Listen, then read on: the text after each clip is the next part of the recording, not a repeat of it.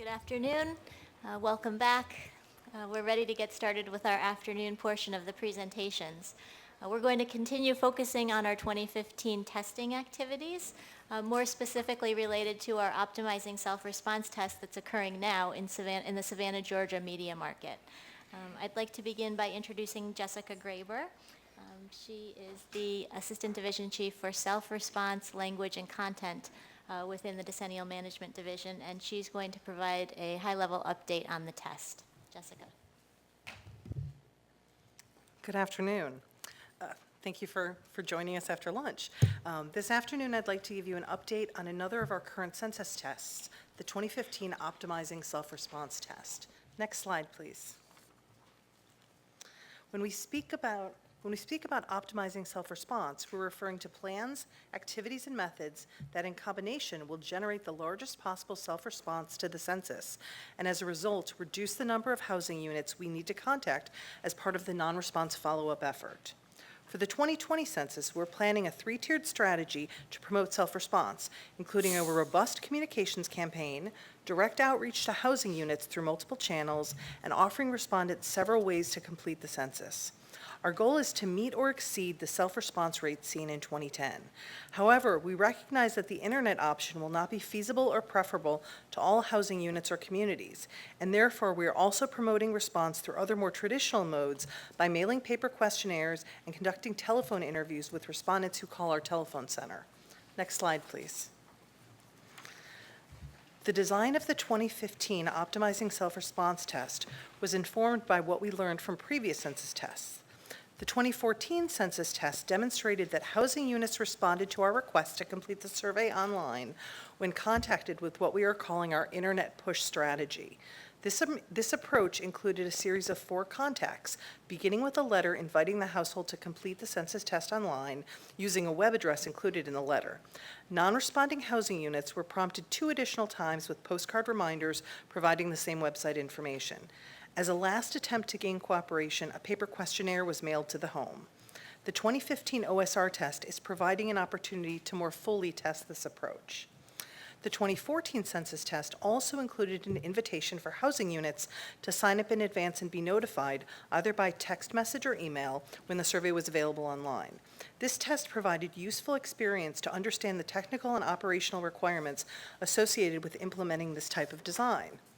The response to Notify Me in 2014 was low, with only 3% of housing units registering to receive notifications. One factor contributing to this response may have been that the only opportunity to hear about this offer was through a single postcard mailing. We did find, however, the survey response rate for those who did pre-register was very high at 97%. Therefore, for the 2015 OSR test, we wanted to understand if additional promotion would increase overall response to the early announcement offer and the census test. And lastly, the 2015 OSR test is providing the opportunity to better understand response rates when housing units respond without a census ID. During the 2014 census test, all non-ID submissions were processed after the fact, and all cases where the response could not be matched to the master address file were considered non-respondents. In the 2015 OSR test, we're conducting real-time matching and providing additional tools to respondents to assist in the matching process. This is referred to as real-time non-ID processing. Next, please. So, based on what we've learned in 2014 and earlier tests, the purpose of the OSR test is to continue and improve upon what has been successful in the past. In the 2015 OSR test, we're testing a comprehensive advertising and communications campaign that uses both traditional advertising methods as well as targeted digital advertising. We will examine the rates of response to both the early announcement offer and the census test itself in light of this integrated communications and outreach campaign. We also work to improve the online experience for respondents by providing an internet questionnaire that is optimized for mobile devices, and we're providing real-time non-ID processing for housing units who don't have a census ID. I also want to be sure to note that this test is focusing on self-response, and therefore we are not conducting a traditional non-response follow-up effort. Next slide, please. The 2015 OSR test is occurring in the Savannah, Georgia media market, which includes 20 counties in Georgia and South Carolina. All housing units in the media market may be exposed to the traditional advertising and outreach, and a subset will receive targeted digital communications. The site was selected based on several criteria. First, it's a medium-sized media market. Its population is racially and ethnically diverse. It includes households with a variety of levels of internet access and use. And lastly, it offers a mixture of address types, from city-style addresses to rural route designations. Activities in Savannah began in February of this year, and data collection will continue through the end of May. Census Day was April 1st. Next slide, please. The Savannah designated media market covers approximately 400,000 households, and the OSR test includes multiple test panels drawn from within that area. The digital advertising panels will reach approximately 330,000 housing units, and auto-dialed telephone messages will be made to 60,000 housing units. You'll hear more about these activities in an upcoming presentation. We have 3 mail panels that include 90,000 sampled housing units who will be contacted using our internet push strategy of a letter, followed by 2 postcards, and lastly, a paper questionnaire. One of these mail panels is testing the early announcement offer. A postcard was mailed to approximately 30,000 housing units. These housing units, as well as others not sampled, may have been exposed to the media outreach related to the Notify Me campaign. The postcard mailing precedes the invitation letter that is part of the internet push strategy. If a housing unit chose to be notified and provided an email address or cell phone number, they did not receive a letter of invitation or any reminder postcards. Instead, those messages were sent using the stated preferred method, either email or text message. Housing units that did not respond to the Notify Me offer are being contacted using the standard internet push model. The 2 remaining mail panels differ only by whether their initial letters include a census ID or not. Both will receive the standard internet push contact approach. Next slide, please. As I mentioned earlier, our overarching goal is to promote self-response. Ideally, this would be via the internet, but other response options are being offered as well. I've already talked about our mobile optimized internet option and the mailing of paper questionnaires as the final contact attempt. I now want to highlight our options for telephone response. While this mode of administration requires contact with an interviewer, in general, it is less costly than sending an interviewer in person to a housing unit. For the 2015 OSR test, we have stood up a census questionnaire assistance operation being run out of our Census Bureau telephone contact centers. Respondents are provided with a toll-free number to call if they have questions or concerns about the survey. The telephone number is available on the mailed materials, but is not being widely advertised as part of the communications campaign. Callers to the toll-free assistance number can ask questions about the survey, confirm its legitimacy, and complete the survey over the telephone with a trained interviewer. Next slide, please. To further promote self-response, the OSR test is supporting survey administration in multiple languages based on the prevalence of languages spoken in the Savannah test area. The internet and paper questionnaire are also available in English and Spanish, and telephone interviewing is available in English, Spanish, and 4 additional languages: Vietnamese, Chinese, German, and Korean. Translated fact sheets are also available in those languages on our website. We will also conduct focus groups with non-respondents to better understand their decisions to not participate in the OSR test. Next slide, please. Here are some key dates from the OSR test. Notify Me sign-up was available from February 23rd to March 22nd. Data collection began on March 23rd with an April 1st Census Day. Internet data collection will end on May 31st. Next slide. So how is the test progressing? While it's too early to look at the too early in the data collection period to have any detailed results, we can look at the outcome of our early announcement offer. During the sign-up period, we received more than 1,900 requests to be notified when the survey was available. The large majority of these requests opted for email notification. Within the designated media market, just over 1,200 requests for notification were received, geocoded, and removed from subsequent mailings to non-responders. Of those cases, less than half had received the initial postcard invitation, and 75% have since completed their census survey. Next slide. Our next 2 presenters will provide more detailed information on specific components of the 2015 Optimizing Self-Response Test. Thank you for your time. Next slide. Thank you, Jessica. Any questions related to the Optimizing Self-Response Test to start?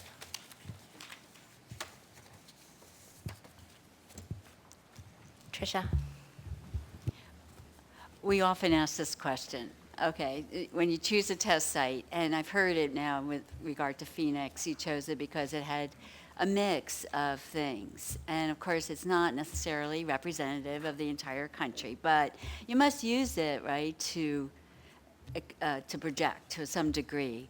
And now in Savannah, like you mentioned, certain cultural, reasons of choosing Savannah. So could you just say how useful these sites are?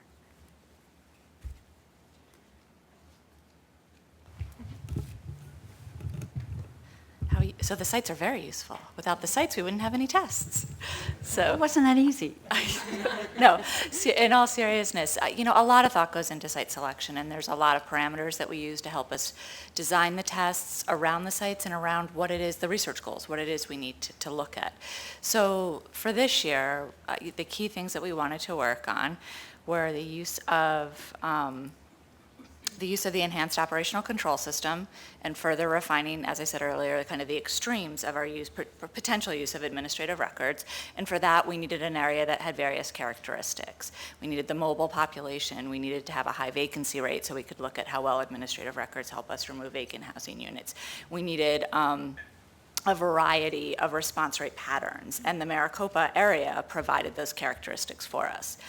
Within the optimizing self-response test, here our focus really was on looking at ways that we can engage and motivate the public to respond, preferably using the internet. And so what did we need to have in order to make those decisions? We needed to ensure that we had different levels of internet availability, internet penetration, that was in existence. We needed to have, again, a variety of populations. One of the things we didn't say, which was a factor for us, was this particular area has a large college-age population, and we know that the college-age students are a group that we have challenges in counting in censuses, but they might be able or more likely to respond via smartphone or via tablet. So we were looking for something like that.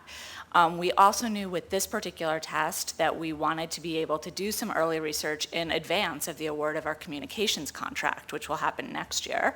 And in order to do that, we needed an area that was, I don't want to use the word isolated, but I'm struggling for another word, so put it in quotes or something. But that was isolated enough that we could do some work within it without bleeding into other areas. And the area fit that area. And we needed an area large enough to allow us to get the statistical accuracy that we needed within the data, but small enough that we could manage within the constraints that we had to run a test.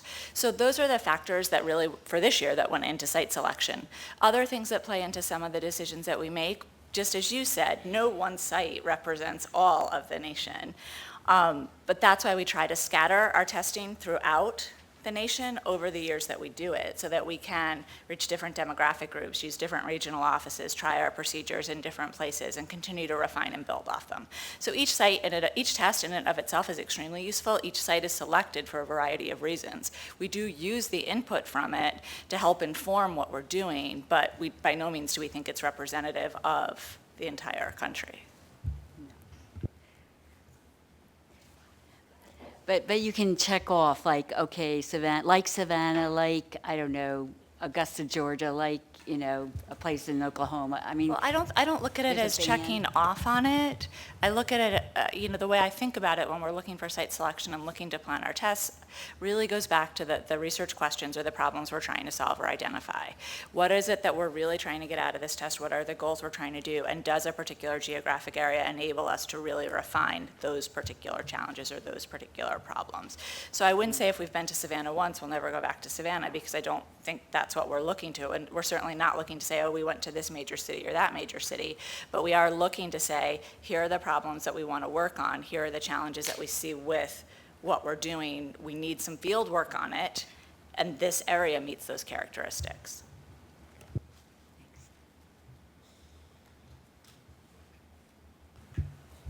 Dan? Just a quick thing, tangentially related, and I apologize if it got mentioned last time, but the choice of German as one of the languages, is that a known group in the particular area? Is that one of the reasons behind So selecting Savannah? all language support decisions were made based on the current prevalence of that language group in the area. So yes. I don't, we can get the precise numbers and provide them to you. So an analysis was done using ACS data from the American Community Survey to determine the top languages based off the same kinds of thresholds that we would have used in 2010. And that was how language support was determined.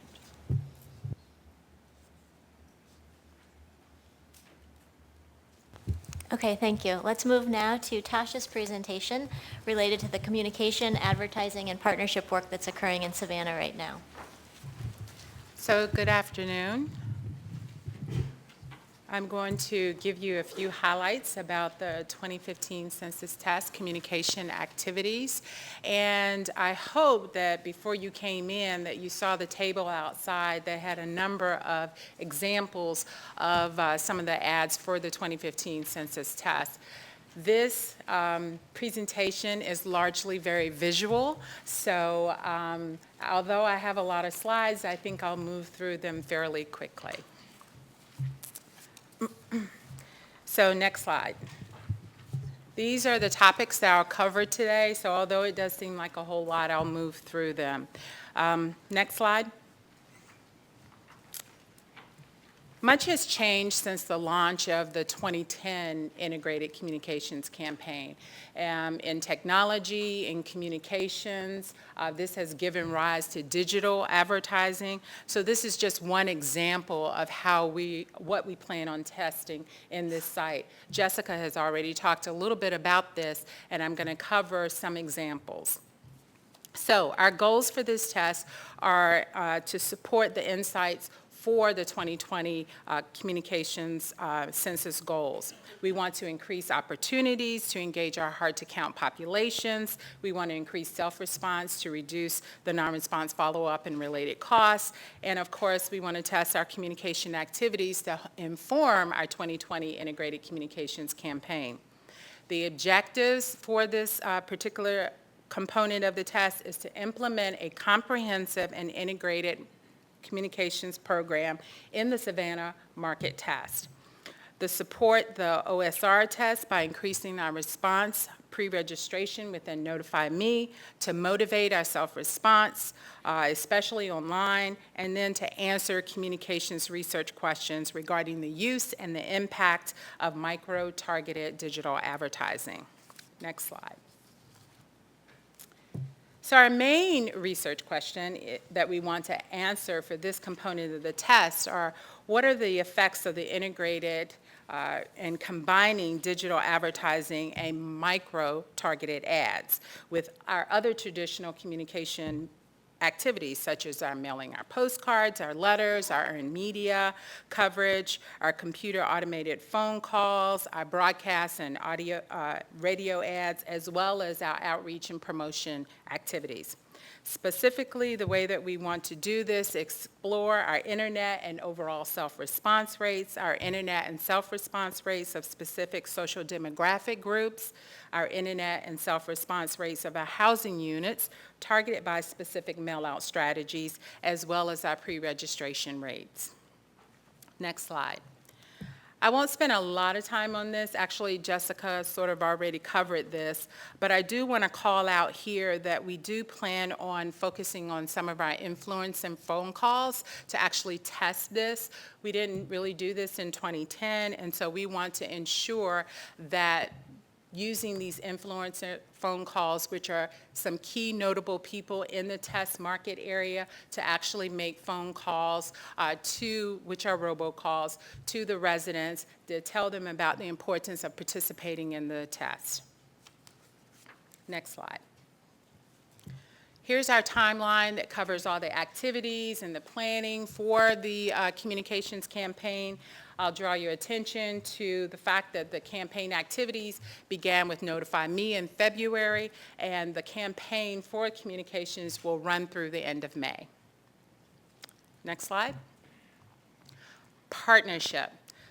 A lot of activity has been happening in a very small amount of time. We had 2 partnership staff in the local area who really worked hard to garner over 280 partnership engagements. These are partners within the test market area who did a lot of work in helping us with the events. The census has been working with these folks as well as others to really use local resources for this test. We've used some space at the Savannah Tech. We've had volunteers to help with these events. We have hired 3 local photographers, as well as film and video crews, as well as done a lot of our focus group testing using the facilities in that market. So we've tried to utilize a lot of local resources and bring some additional economy to the area. In addition, some of the things that we have put together and developed for the partners to utilize is a couple of activities called our Testimonials and our Champions program. These are really some great videos that we pulled together to really highlight real local people in the test market to give their story of why they feel like participating in the census test is not only important to them, but also important to the community. Next slide. And here's an example I'd like to show you of one of those videos. Mi nombre es Norberto López y yo soy dueño de Berto's Grill Tex-Mex en Beaufort, Carolina del Sur. Como siempre la gente me pregunta, ¿qué tú le pones a estas enchiladas que salen tan sabrosas? El ingrediente principal es amor, porque si tú lo haces con amor te sale mejor. Tenemos 3 meseros que nos atienden, tenemos un bartender, tenemos un lavaplato, de diferentes culturas, de diferentes países. Para hacer un plato yo tengo que saber qué es lo que yo pongo. Como siempre la gente me pregunta, ¿qué tú le pones a estas enchiladas que salen tan sabrosas? El ingrediente principal es amor, porque si tú lo haces con amor te sale mejor. Tenemos 3 meseros que nos atienden, tenemos un bartender, tenemos un lavaplato, de diferentes culturas, de diferentes países. Para hacer un plato yo tengo que saber qué es lo que yo pongo en cada uno de ellos. Por lo mismo es en el gobierno. Ellos necesitan saber qué gente hay. Es importante que nosotros tengamos que ser contados. Si este census funciona, va a servir a nivel nacional. Lo que eso va a beneficiar es a todo mundo. No importa si eres residente, no importa si eres ciudadano, no importa si tú eres un inmigrante sin papeles, no importa, porque la información no la comparten con el gobierno, no la comparten la migración. Es importante que no tengamos miedo, que salgamos a la luz, que hagamos nuestra parte si nosotros queremos progresar como comunidad. Si tú te haces contar, ellos van a saber que hay 500 o 1000 o 2000 personas y que es necesario hacer un centro de salud mucho más grande. Si nosotros necesitamos mejores escuelas, si quieren mejores servicios, las calles de Beaufort, las calles de Savannah, las calles de Carolina del Sur, es muy importante ser parte de esta prueba de censo.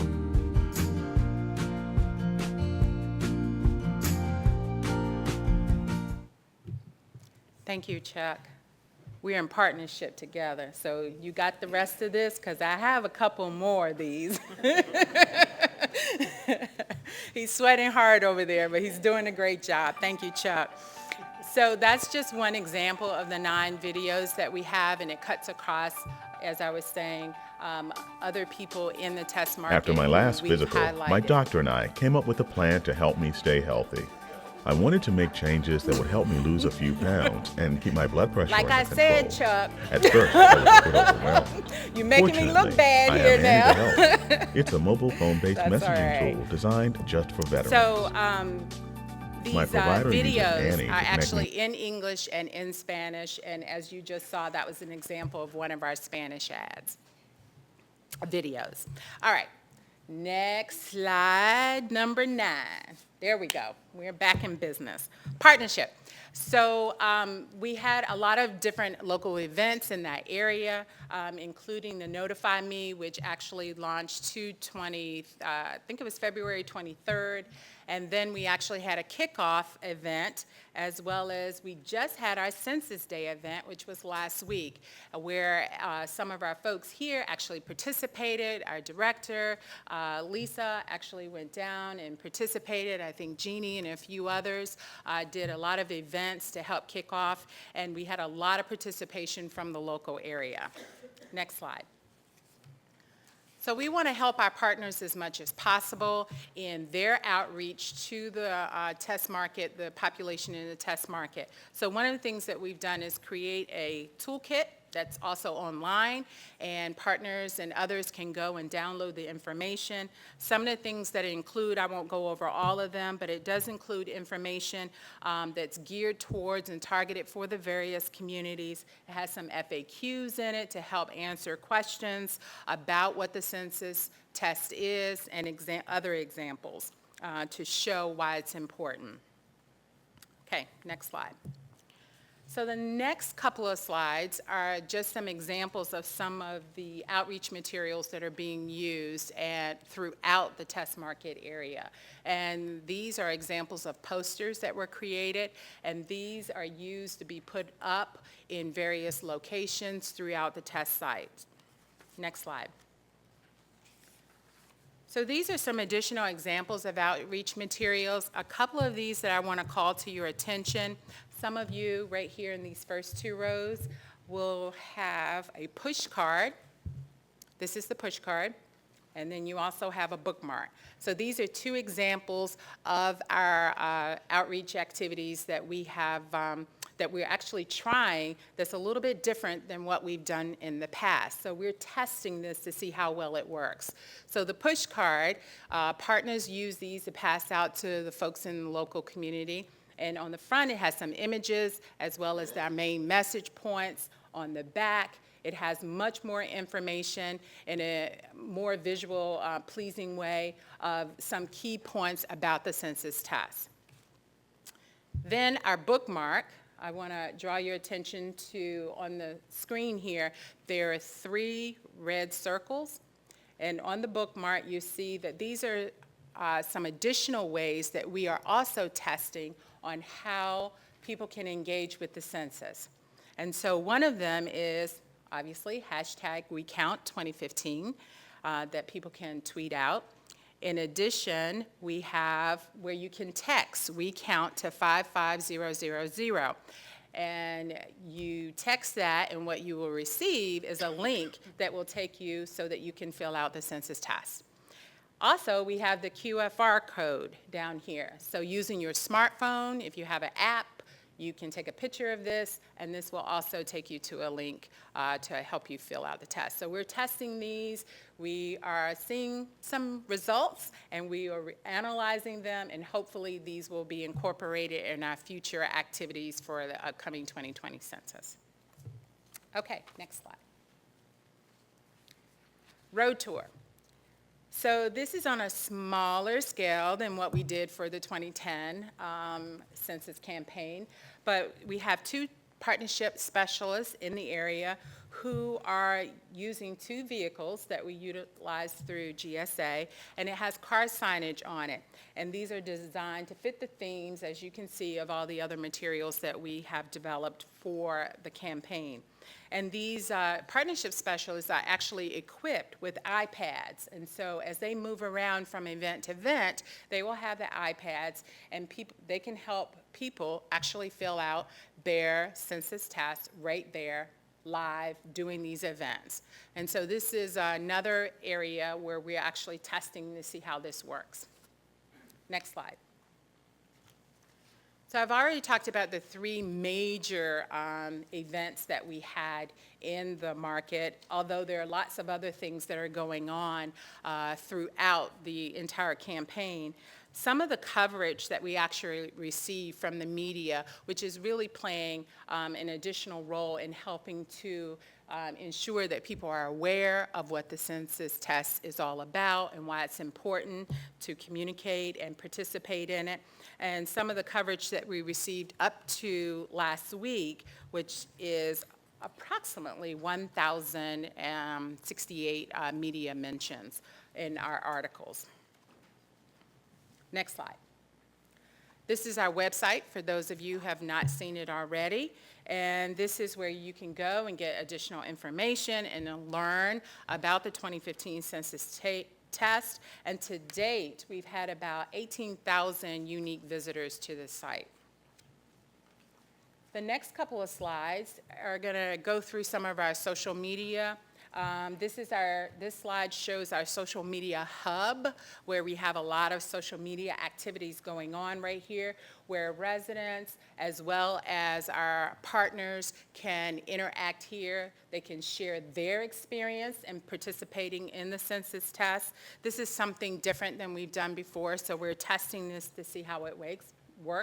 We've had a lot of activity going on here in the social media site. The next slide just illustrates and shows where we have where people can upload pictures to the image gallery as well as share their photos here. And what they can do is pledge to take participate in the census test in our hashtag gallery. And then the next slide actually just illustrates where we've provided some content to partners that they can utilize and actually post on their Facebook accounts as well as to tweet out. And the last slide, which is a sneak in here, so I hope our director and Lisa are okay with this. There are actually a couple of pictures that were tweeted out during the events. And they were put up on our Instagram site. And they actually have been part of a couple of the blogs that our director did from the kickoff event that was in March, as well as our Census Day event. And so these pictures have been included in those blogs. And those blogs have been really helpful as well to encourage and show some of the things that are happening in the census test site. To date, we've had over 500 views on both of those blogs. And the great thing about this is that people go here, they read the information, but then they also move on to other census content. So they might click on the link and actually move to census.gov. And so they can get more information, not only about other census activities, but also about our 2015 test. All right, moving on to paid advertising. So for paid advertising for this test, we have digital television, which is across broadcast and cable, as well as radio, print, and out of home. Next slide. So digital advertising. I am sure many of you are familiar with digital advertising now. It's the ads that you see that pop up on our digital websites that you might be on. As mentioned before, it is the main component that we're testing across this communications campaign. What was discussed in the last PMR is that there are several benefits to the digital advertising, and you can see them here. But the overall thing is we hope to continue to use this as an opportunity to engage folks who are participating in the census. Next slide. So we will have digital ads that are actually online across any platform, and they're designed for consumption by the mass audience. Our micro-targeted digital advertising refers to our online ads in any platform that are designed for specific populations in terms of messaging, language, and placement. So while we can use micro-targeted digital advertising for any audience, we especially are aiming to reach those audiences that are hard to count and that might have historically lower self-response rates. So we are defining our digital micro-targeted advertising using these four main types: demographic, behavior, geographic, and contextual. Right, moving on to the next slide. A quick overview of our digital media buy. Digital advertisements run from February 23rd through the end of May.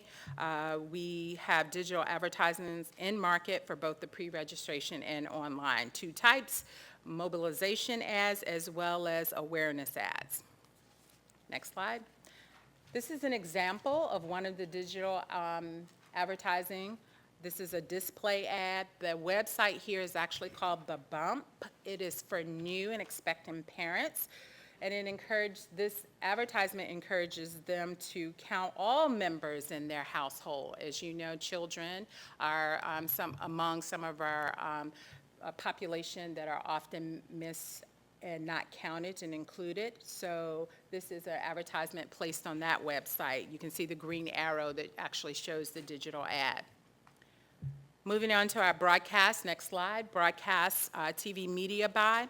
We have 3 spots that we've created, 3 advertisements, and they will run on our television television. We have a 60-second, a 30-second, and a 15-second. They will have the heaviest rotation in the first 2 weeks and then the last 2 weeks of the campaign. And a 30-second will run continuously, whereas that 60-second, as I was saying, we get the bump at the beginning and more at the tail end of the campaign. And then the 15-second spots will be deployed during the final 2 weeks, and those have more oriented deadline messaging, like hurry up, do it today, you know. All right, moving on to the next slide. Here's some examples of the broadcast television programming that our ads will run on. It's across the 5 major networks, and there are over 68 programs that the advertisements will appear on. Give you a minute to digest that to see if you see any of your favorite programming on that. I know a lot of folks are NCSI fans. Myself, I'm a Scandal fan. Anyway, moving on, that's probably too much information. The overview of the cable TV media buy. Again, it's the 60-second, 30-second, and the 15-second spots. Again, same rotations that they're gonna run in. I'll go to the next slide where you can see that here's some examples of the cable television networks that the ads will actually show on. It's across 20 different cable channels. All right, so you want to see an ad, television ad? Chuck?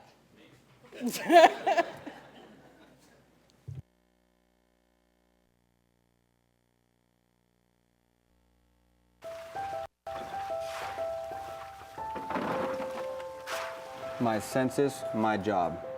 My census, my roads. Mi censo, mi comunidad. The U.S. Census is vital to your community and its future. Population counts are used to determine our political representation and resources for transportation needs, schools, health services, new business development, emergency preparedness, and so much more. And now the Census Bureau has chosen our community to prepare for the next census in 2020. Just fill out the test census online. It's quick, easy, and safe to stand up and be counted. My census, my business. My community. My future. We all count. So go online to census.gov/2015 and complete yours today. It's vital to our future. Okay, thank you. So we have actually 3 different versions. That one is called My Census, but we have 3 different versions. So if you're ever in the test market before the end of May, you might see one of those. All right, so next slide. So the next is an overview of our radio media buy. The radio stations were selected based on cost, demographics, and listeners, and input from our Atlanta regional office. We have ads that run in English and Spanish, and they are also across 60 seconds, 30 seconds, and 15 seconds. We also have some live read ads where the radio host will actually read something live about participating in the census test. So these are across African American, general market, and Hispanic. The next slide gives you a listing of all the 14 radio stations that are in the test market that the radio ads will appear on. And there's one in Spanish. Next slide. Let's listen to one of the radio ads.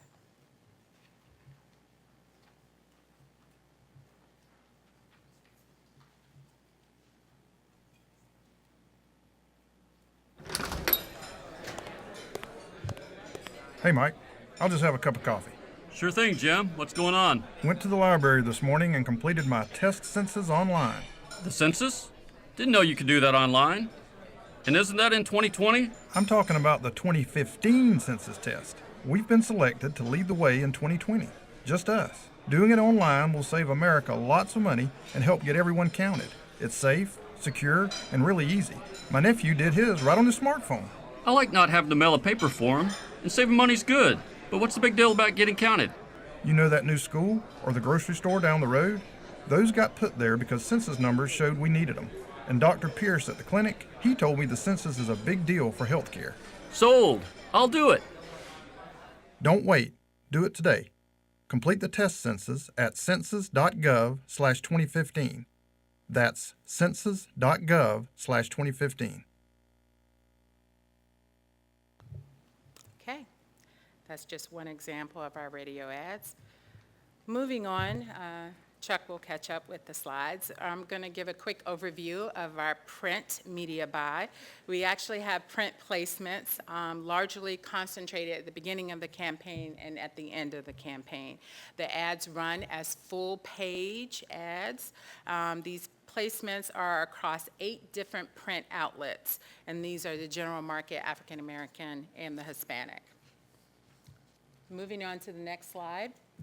These are examples of our print ads. The two on the outside, to the left and to the right, are actually full-page example of the ads, and you can see that one of those is targeted to the actual geographic area, or how they refer to it. We are the low country, and this has been changed depending on where in the market that it's actually running. In the middle is an advertorial, and that is an ad with an article that talks about how important participating in the census test is. The next slide, 2 slides, are going to cover our out-of-home media buy. So the out-of-home ads for this test are just targeted for the billboards. Billboards come in a variety of different sizes, and mostly these billboards show up in rural areas, so along those long highways. Chuck and I were talking before the beginning of this, and he was talking about, hope you don't mind me sharing this. He said he was driving back and he was passing through that area, and going up 95, he saw one of the big, huge billboards, and he said it was very visually captivating. So I think we've done a pretty good job with these.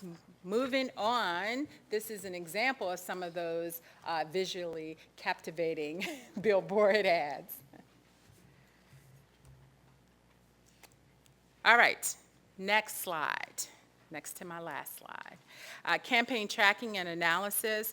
It's really important for this test for us to ensure that we collect data around the communication activities so that we can conduct analysis and observe what is working and what is not working, depending on the behaviors of the actual participants who are interacting with the campaign and responding. For example, if a particular ad or social media component is not performing very well, then we can remove it or switch it out for something else. This is real-time optimization. For example, one of the recent things that was done is we dropped a Facebook exchange ad after the pre-registration phase because it was not performing that well. So this is just one example of different things that are being done real time, and we'll learn from this and hopefully be able to really optimize our programming for the next time around. We're collecting this data via our customer experience management dashboard, and we will continue to review this data to help us plan smarter. And my final slide here is just touching on the 2020 Integrated Communications Contract. In October, of last year, we actually released our request for information, and we received our responses at the end of that month back. There were about a total of 32. 19 of them were from small businesses, and 13 were from large businesses. We're currently in the process of reviewing those RFI responses, and we will be starting to draft our requirements for the request for proposal that will go out. We anticipate having the contract award at least 1 year earlier than was done for the 2010 census program. Part of the requirements that we're collecting is we're making sure that not only do we use the information from the RFI, but also talk to folks internally to get requirements from them. talk to some folks externally, as well as look at the information from the 2014 test, information from this 2015 test, and of course, go back to our lessons learned that we had from the 2010 campaign. And that concludes my presentation. Thank you very much. That was fun, right? Yeah, okay, good, thanks. That was fun, Tasha, thank you. And thank you, Chuck, for keeping up with the slides. Any questions for Tasha this afternoon?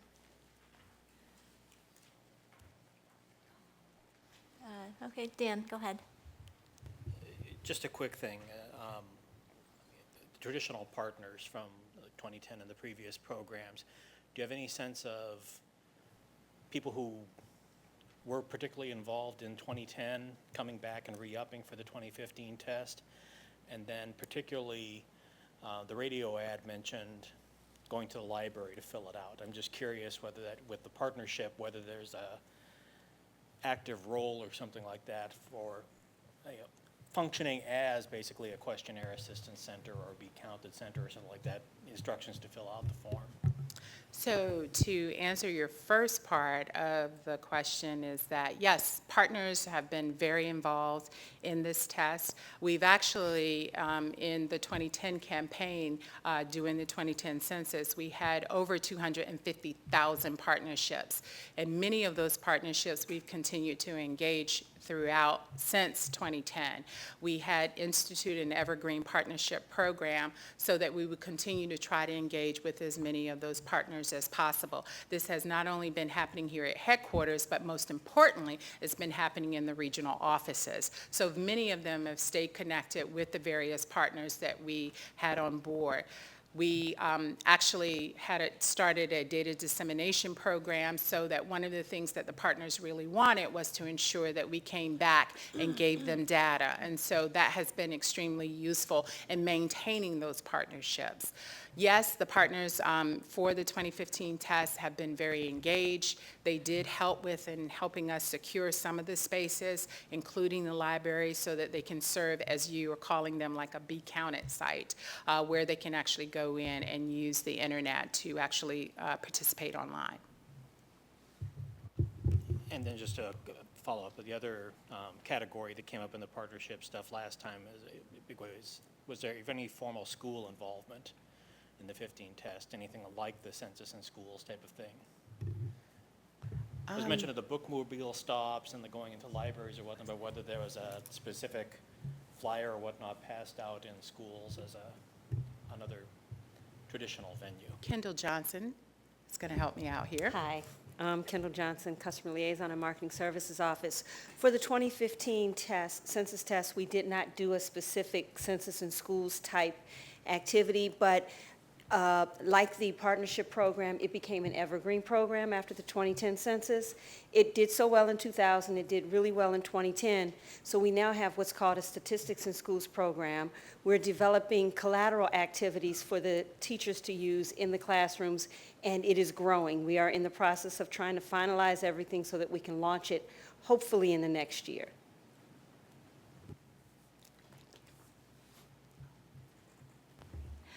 Yeah, I was interested in the on-the-spot entering their response on the iPad, and that's pretty new. I mean, I haven't heard anything like that before. In fact, in 2010, I know, having looked at enumeration on the Indian reservations, especially the big ones, they often said it'd be really so much more efficient if people could, there's so many community events that they attend, that the residents attend, and something like that would have worked very well.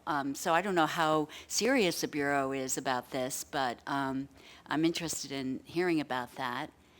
Also, you're testing a lot of things in this communication. So, ferreting out what's working, social media, yes, I can see how that would, you could see how it was performing.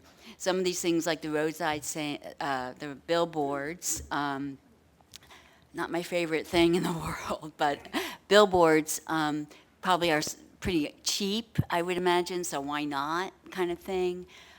TV ads more expensive. Do you have something on the questionnaire that says, like I often see when I buy a product, did I see this on radio, newspaper, TV? Did I hear about it from a friend? I haven't seen that on the census questionnaire, and I often wonder, why not?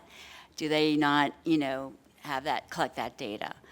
And also, finally, the third thing is, where do you get your phone numbers? Is there some tie-in to, can you see if somebody, is there paradata associated with that? Did the person pick up? Did they hang up as soon as they saw it was a robocall? Did they actually go and answer their response? Was there some time lapse? So I'll try to answer a couple of these, and then I see that Lisa is prompt and ready for maybe jumping in. I'll start with the last one regarding the phone calls, the robocalls.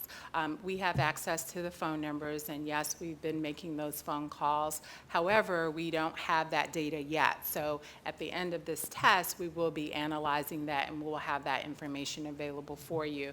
But we're hoping that that's successful, and that's going to be quite useful, and if so, that we will continue doing that. Regarding the ads, in particular for the billboards, yes, they may not be as expensive, and they're not as expensive, obviously, as television, but they do have a good place. The whole great thing about having the integrated communications campaign and having a robust advertising program as well is that there are many different outlets that you can utilize. So that what we want to be able to do is really surround people with messages, no matter where they are, where they work, where they play, where they might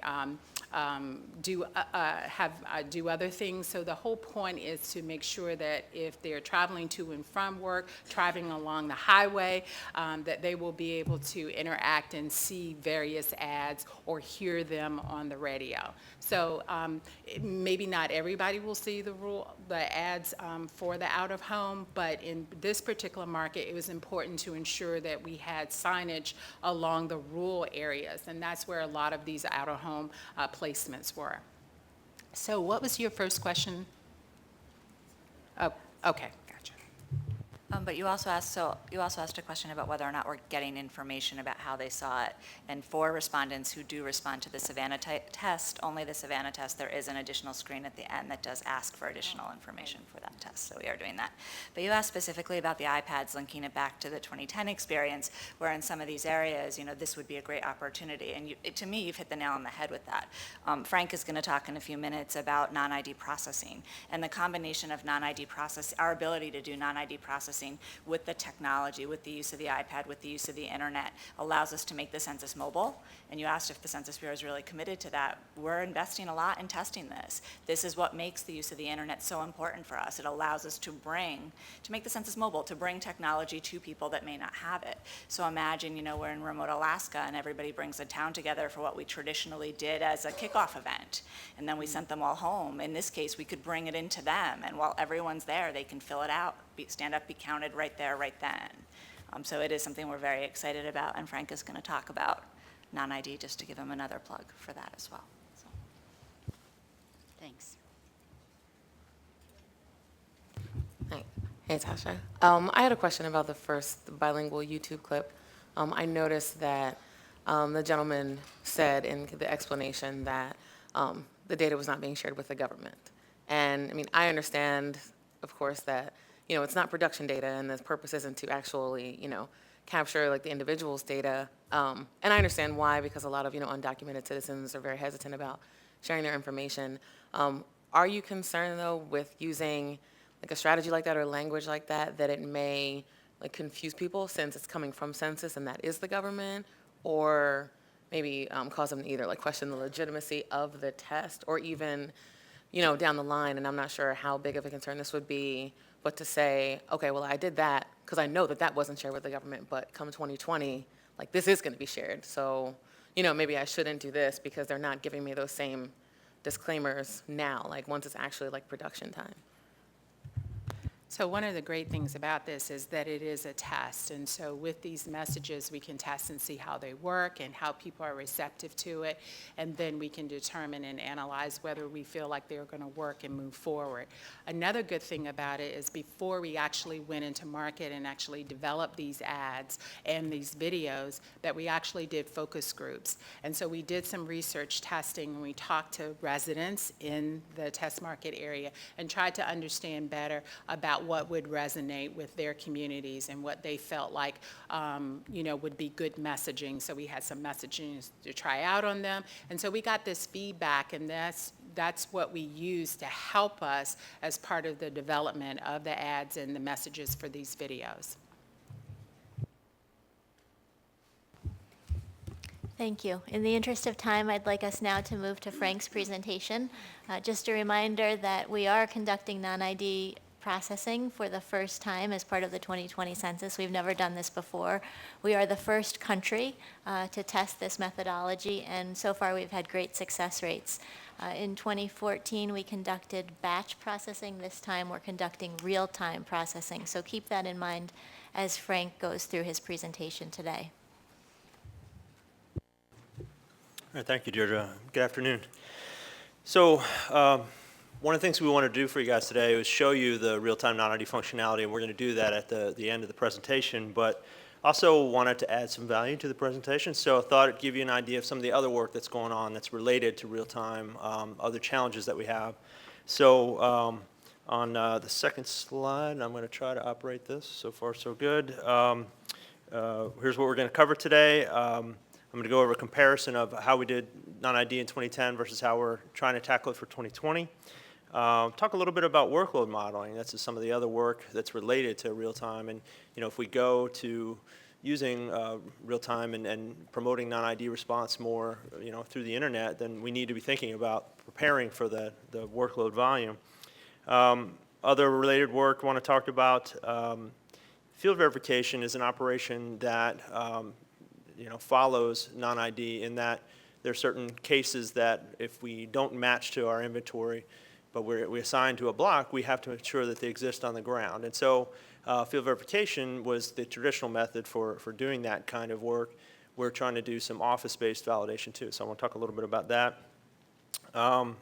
Excuse me, another related topic, respondent validation. So, if we do get an increase of non-ID'd self-response, we want to validate that these folks really are who they say they are. So I want to talk about that. Give you a little roadmap of where we've been and where we're headed in terms of getting to 2020. And then, as I said, we'll do the demo for you. So this slide is just intended to be sort of high-level graphic again. This is really around the differences between 2010 and 2020. Things I'd want to point out, definitely in terms of mode, having the internet, that's kind of opened new avenues for non-ID response, and so we expect to get a larger workload, which kind of brings to that second item, workload volume. We know it's going to be bigger than the last couple censuses. We just don't know how much, and really this test in Savannah is probably our first and best indication of, so far anyway, of that workload volume. We did non-ID processing, as was mentioned in 2014, but that was primarily sample-based. Most of the non-ID responses were prompted by our mailings, our efforts to get it in the first place. So this test is actually where we're seeing a much larger volume of non-ID response that's just prompted by the advertising, all the efforts of our colleagues in communications and promotions. So that workload volume, that's what part of the work that we're trying to do, look at, and I'm going to talk a little bit more about that modeling in a minute here. Another component to call out, the technology, the processing, as was mentioned, this is the first time we're doing real time. It gives us a new way to tackle non-ID, and we feel like helps us be more effective because during a response, we can actually use those results and follow up with the respondent and get further information, whereas when we do it in batch after the fact, we don't have that opportunity with the respondent. So that's a big difference. And then finally, in terms of source data for validation, before it was really just matching the addresses back to our frame and so forth. Now, we're looking at not only administrative records to help us enhance respondent address data, which I've described in earlier presentations, but also as a means to do that respondent validation that we talked about. In terms of the non-ID processing workload modeling, just wanted to give you an idea of some of the variables and so forth that have gone into the workload modeling so far, and then where we're headed with it. And a lot of this work was done primarily to prepare for this test. We wanted to see what the concurrent users were likely to be based on a number of factors, and that way we could plan the IT infrastructure to support it. So we looked at things like, how long it takes, and this is from literature, this is from previous studies and so forth.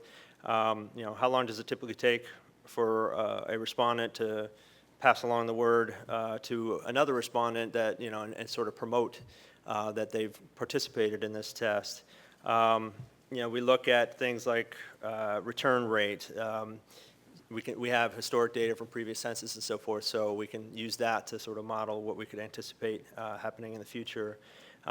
Factors like average response time. So we have, I think it was the national census test in 2012, and then we have 2014 data as well, and other data points, ACS and so forth, where we could look at, time of interview. Obviously, ACS is a longer interview, but you can look at, comparable components and you can get data points there. We also looked at other countries' survey data and so forth. So trying to pull in a lot of different factors into this modeling. And the rate we came up with was, or I should say the estimated peak of concurrent users for this test was conservatively estimated at 2,000 concurrent users. And that was really just saying everybody told everybody, and everybody was really a great citizen and, participated. So it was planning for that, you could call it best case scenario, but worst case in terms of the infrastructure trying to support all that. And so we built a system based on this model that was, well prepared for the volume that we're likely to get, and as a result have had very smooth processing. Work ahead, we want to look at things like external demand models. So this is looking at things like events occurring, again, the promotions. They can cause spikes in the response if you have a mail out, if you have a particularly good event, things like that, where maybe they gather folks in a meeting and say, let's all respond at the same time. So we want to make sure we're ready for those events. So this is the kind of modeling we can do to do that sort of thing. And then I also wanted to mention that we're looking at the non-ID response data itself, particularly from this test. In Savannah, as I mentioned, we're going to get a lot more responses that are, as I call it, spontaneous non-ID responses, not those that we prompt through some mailing or something, but just the advertising and so on. Get somebody to just on the spot, they're waiting in line maybe for something, they use that QR code and they go ahead and respond. Well, we'll have a good volume of those, and we can look at, the demographics associated with those folks, where they live, are they from certain neighborhoods, and cross-compare that to not only the promotional efforts and so forth, but just see if there are characteristics that say this person is more likely to be a non-ID respondent. There's more work to do there, but we're excited to have that opportunity starting this test. So again, that feeds into how we prepare for non-ID. So in terms of other related work, which I wanted to mention, around real-time processing, I mentioned briefly reducing our field verification workload. Again, this is when we don't match to our census inventory and we assign something to a census block, we don't just assume that it exists. We have to confirm that it's really there on the ground. And so previously we had to do this with field work. Now, because of the ready availability of online geographic references, you've got local governments that have developed detailed geographic information systems. You have assessor data that's online. You have Google Earth. I mean, there's many tools now that are available that allow us to do sort of a virtual verification instead of having to send somebody to the field. And so we are working with both 2014 non-ID responses as well as the current test. We'll get any of the cases that kind of fell into that eligible list of the verification workload, and we're going to try to office verify them and see how far we get. Again, we can do this, in future tests, but the work we're doing right now kind of prepares us for these next efforts. And the plan is by 2016, the spring test, that we would do it concurrent with operations. So this would allow us to simulate a 2020 environment where we're actually trying to reduce the number of cases that are going to the field. Right now, those would be sort of a case type for the non-response follow-up operation. So anything we can take off their hands beforehand is great. And our goal at this, the goal that I've set is 75% of the cases. And so let's see how we actually do, and I'll be able to report on that next time when we speak to you all. In terms of respondent validation, another related item, again, this is really, determining that and having some sort of certainty that the non-ID respondent is who they claim to be. So this is a challenging task. We have, of course, one challenge in the fact that Title 13 constrains us from taking that respondent-provided data and providing it to a third party. So you certainly have validation services out there that allow you to provide data elements on a person and then get some sort of verification, but we have to find some other ways. Well, there's ways to do that with vendors, and we can ask them to kind of create a contained space to contain that title data. We'd like to see if we can do a fair amount of that in-house as well. We certainly have extensive experience with and our own inventory of administrative records. So we are looking at things like taking name, date of birth, and an address as sort of key match elements, and then hitting them up against a composite of that administrative records data that we have. So this would be date of birth information from the Social Security Administration, IRS data, some combination of other files. And I did include a slide that has those. If you're interested, I'll flip through those. But the idea being we want to see how much we can do, what proportion of these non-ID respondents we could find in this set of ADRECs. Now, we also recognize, though, that there are some folks that are just not well represented in ADRECs, and so that's another challenge, is what is the other thread that we pursue here? How do we make up that gap? So that work is really just getting going over the last year. We've talked a little bit about an RFI that we did to engage industry to learn more about this challenge, how industry goes about tackling this.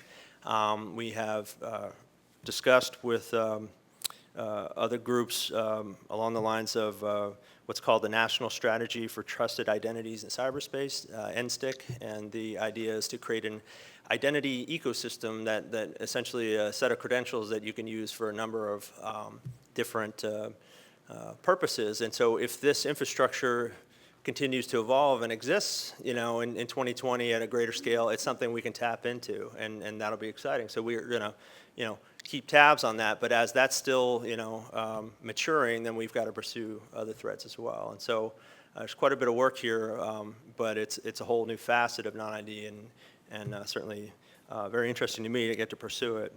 I described a little bit about the internal work. I did want to show you very quickly the source data that we're using for our internal comparisons for respondent validation. And again, once we have those figures from matching 2014 non-ID cases and 2015 OSR test cases against this frame, we'll have some indication of what our internal solution can provide, and then where the gap is and what further work is ahead. So future work on that, other things we can do, I kind of described. There are ways that we can work with third parties. We just have to create a secure space and so forth, and part of that is exploring, the cost of that, certainly. There is another option over and above pursuing RFI. It's challenge.gov, for those not familiar with it. Essentially, it's a way to say, here's this challenge that we have, and, it's something, it's a site that's really sort of monitored by even smaller groups, not just, the heavy hitters that bid for lots of contracts on Fed Biz Ops. So it's a way of getting at some of these folks that are really innovators and trying to, solve this problem in a different way maybe than, the larger companies like an Experian or one of the major data management vendors would in the way they would tackle it. I think we also have to look at assessing respondent attitudes. I mean, when you have to validate your ID because there's something in it for you, like you're signing up for some access to a system that's going to give you some data that's very important to you, you've got more motivation to jump through some, through some hoops, if you will. Or so, for example, Social Security Administration has a setup that if you want to see your benefits and your benefit statements online, you can go through some authentication questions, information that, knowledge-based responses. You should be the only one that knows these things about you, right? So it might present to you, which of the four are your, mortgage companies, and that might work for them, but I don't know that somebody responding to the census is going to be quite as motivated, or maybe not feel a little weird about doing that. So, or why are you asking me what my more, that shouldn't be a question that you ask when I'm trying to be a good citizen. So we have to figure out a way to package this and make it, more palatable for Joe citizens, so that we're saying to them, look, this is because we want you to count. We don't want fraud. We want you to count for your community. So help us with this additional step, and thank you. So that's work we can do through, we have our cognitive testing group here. We have, usability staff that are accustomed to working with folks and kind of drawing out of them what's your comfort level. We have test panels that we can use, folks that are opt-in to be in a study, in a census study, that we can reach out to and say, how did you feel when we put you through the series of steps to make you validate your ID? So we have time to solve this problem, and I'm confident that we have all the tools in place. We just need to figure out what the right combination is. And then something else I thought we should mention, this is a very recent development in this, is there's a group called JASON, and for those not familiar with it, it's a group that traditionally was more involved in science, technology, advising of the U.S. government, and a lot of military focus. But more recently, they've sort of reached out to some other areas, and we're going to take advantage of an invitation, I guess, that we've gotten to pose this problem to them and see what ideas they can come up with around this. So, again, just trying to pursue as many facets, as many opportunities as we can to solve this problem. So finally, just that roadmap to get to 2020. I've described some of these things. We've just been trying to follow an iterative process. In 2013, it was all about can we use administrative records data to help us get a better address into the pipeline for the matching process. In 2014, it was with an internet self-response instrument, can we present an address collection screen that's intuitive, that gets us an address in the way that we need it to be organized and parsed out so that we can more successfully process it. And not chase away respondents because it's burdensome. In the current test, it's about real-time processing, promoting self-response, and then can we, through non-ID processing in real time, quickly turn these folks around. And then using that initial stage of respondent validation I was describing to you, the internal, if you will, solution, using our own internal composite of address.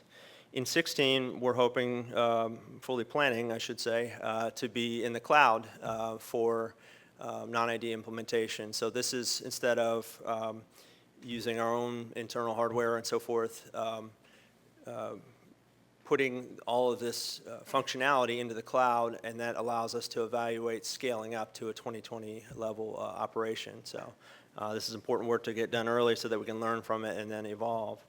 And then we can continue with some other respondent validation pieces. And then I described earlier the office validation piece. We're doing that sort of more in analysis now, the reduction of field verification workload.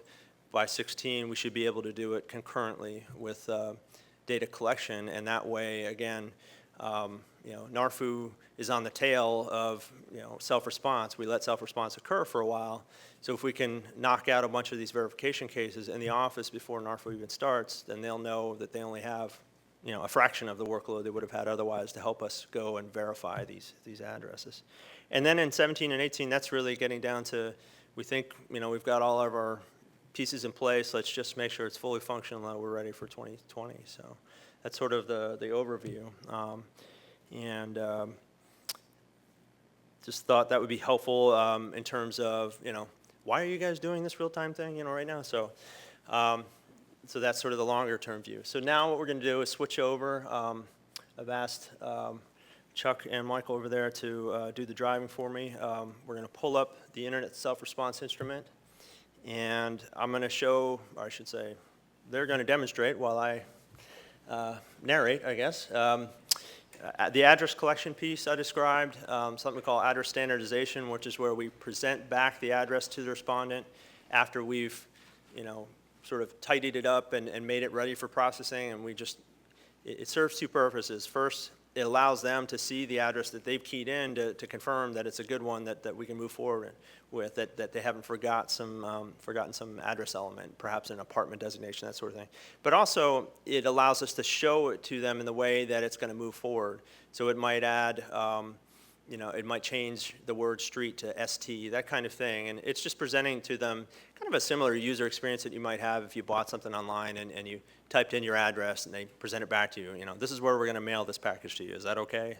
That's the same kind of user experience you're going to see here. And then after that address is confirmed, then they get the opportunity to, we take that address and we match it against the frame. In the event that it doesn't match, we can actually ask them to make corrections again, just to confirm that we've got a good address, and then failing that, they can move forward, and we will present a map interface to them, and then they can try to locate themselves on the map. So let's walk through that. Michael's going to start here by pulling up the self-response instrument. This is where people would land if they typed in the URL or did the QR code or what have you. And the first thing they see is, did you get an ID? If so, type it in here. And then if they don't, then there's the option to click here because they do not have a user ID. So one of the things we ask is somebody to provide an email address.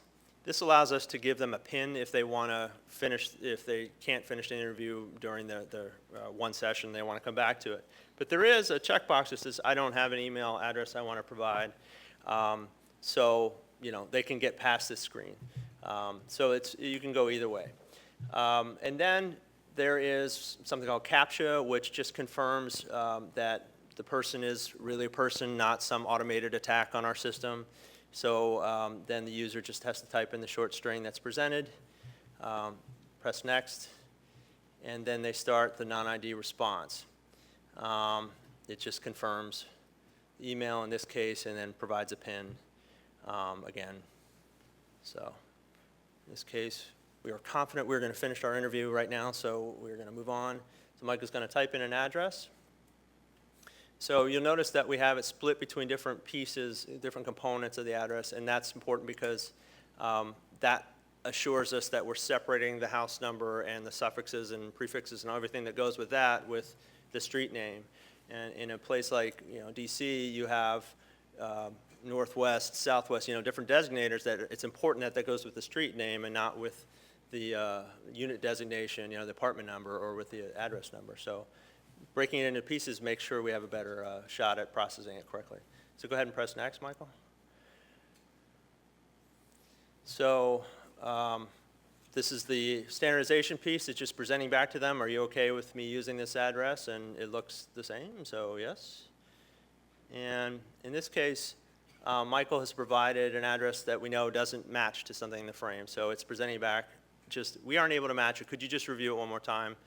And it's fine if it's a good address. We're just confirming that they haven't made any errors. So he's going to say, yes, that's my address. And because we don't have it in the frame, but we think we know where it is, we've been able to assign it to a census block using an address range. We're presenting that block as a highlighted area on the map and just asking them to confirm. They can either say, yep, that's correct, and move on, or they can actually select elsewhere in the block. So in this case, Michael, why don't you say it's across the street? So it just prompts them further. Okay, are you sure? Yep, I like it, and I see my little pointer where I think my house is, so I feel good about that, and I'm going to press next. And some of you may have noticed that there's a little get out of jail box, if you like. If you're not comfortable with the map, you can just say, look, I can't locate it, and you can move on. That way we don't lose respondents. We're not placing extra respondent burden, and they can start the interview. What if it's across town? So there are different Zoom levels. If, for example, we don't derive a block using an address range, we zoom out to the zip code level, and we ask them to pan and zoom and so forth. So one of the things we're hoping to learn is how successful people are at doing that. And it's going to be very interesting to see. We're actually finding quite a few people are comfortable with the map interface so far, at least what the initial data is saying. So I'm looking forward to seeing the end results and then double checking all their work to make sure they did a good job geocoding themselves too. So, it's another piece. It's another thing that could help us with work that has to be done for the census, and we'll decide if it's a good idea to do it, based on the data from this test and future census or tests. So that concludes my presentation. Are there any questions? Frank, thank you so much for your presentation. I think everyone will agree when you hear Frank speak how committed and involved he is with his work. He really loves this non-ID processing, and he's dedicated to it. How's everyone feeling? Could we use a 5-minute break? Or we're okay? We're okay? We can take a 5-minute break and still be finished by 3 o'clock. Yeah, okay, let's do that. We'll take a 5-minute break. Let's resume at, let me check my, 2:30, and we'll start with a local update of census addresses.